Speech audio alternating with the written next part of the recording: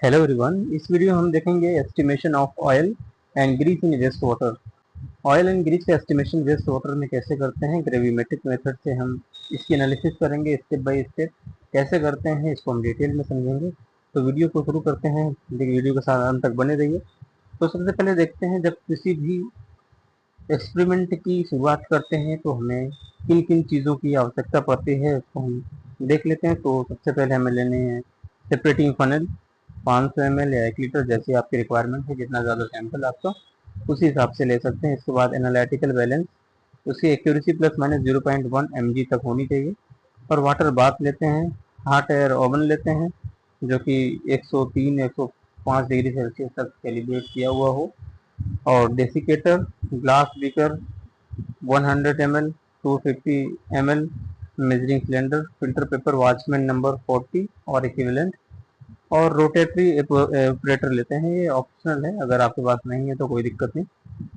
तो इसके बाद फिर हम ऑपरेटर्स के बाद हम देखते हैं क्या क्या केमिकल्स की रिक्वायरमेंट होती है ऑपरेटर्स के साथ साथ। तो ऑपरेटर्स में केमिकल्स में देखते हैं एन हेक्सेन या पेट्रोलियम ईथर, दोनों में से अगर कोई एक भी चीज़ हो जाता है। और दूसरा है हाइड्रोक्लोरिक एसिड, कंसनट्रेटेड होना चाहिए। और सोडियम सल्फेट, एनहाइड्रस और डिस्टिल वाटर, इतनी चीज़ें हमें केमिकल्स के फॉर्म में होनी चाहिए।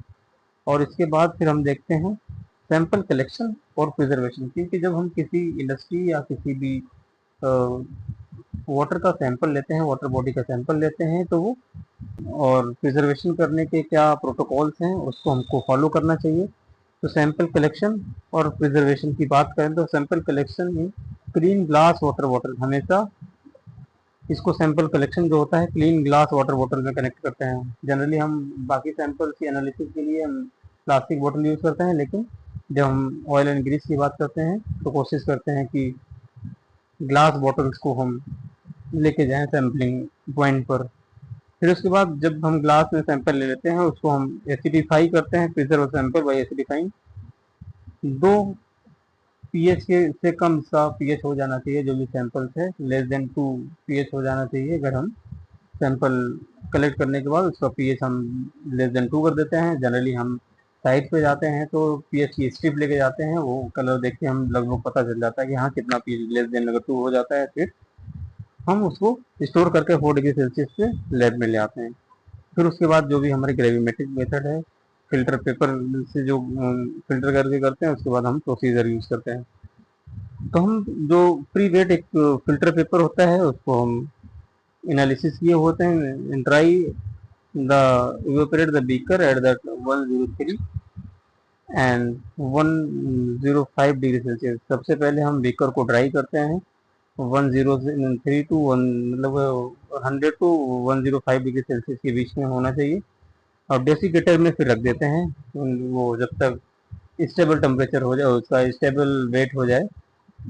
फिर उसके बाद हम क्या करते हैं, उसको W1 मान लेते हैं जो भी हमारा वेट है। उसके बाद हम एक्सट्रैक्शन प्रोसेस स्टार्ट करते हैं। Take a volume of sample, well mixed sample, हम उसको जो सैंपल 500 ml हम लेते हैं सेपरेटिंग फनल में, पहले से मिक्स करते हैं, फिर उसको सेपरेटिंग फनल में डालने के बाद मिक्स करते हैं। फिर उसमें 2 से 3 ml concentrated hydrochloric acid to acidify the sample, already acidify होता है, अगर बाई द वे थोड़ा बहुत एसिडिफाई नहीं होगा तो इसको हम एक बार फिर से एसिडिफाई कर लेते हैं at the 30 to 50 ml of n hexane और पेट्रोलियम ईथर। फिर उसके बाद जो हमारा सैंपल है उसमें 30 to 50 ml एनहेक्सेन या पेट्रोलियम ईथर जो भी आपके पास अवेलेबल है, 30 to 50 ml उसमें ऐड करते हैं।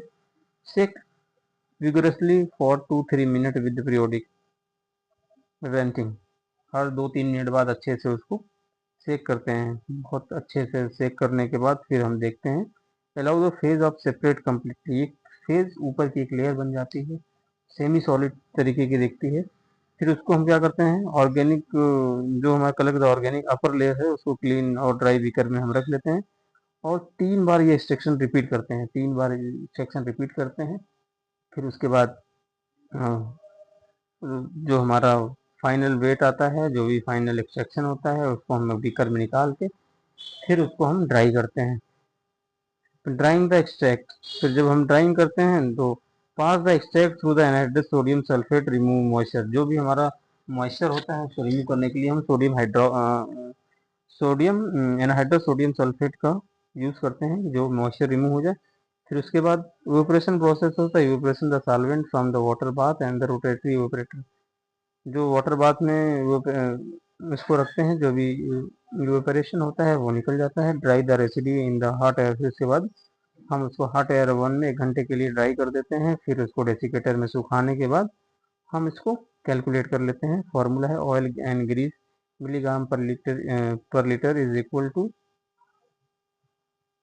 W2 फाइनल वेट है ये, और W1 जो है इनिशियल वेट था बीकर का, इंटू 1000 कर लेते हैं, जो भी हमारा वॉल्यूम ऑफ सैंपल है, divided by V, weight of empty beaker V1 W1, W2 क्या है, weight of beaker plus oil and grease residue mg में।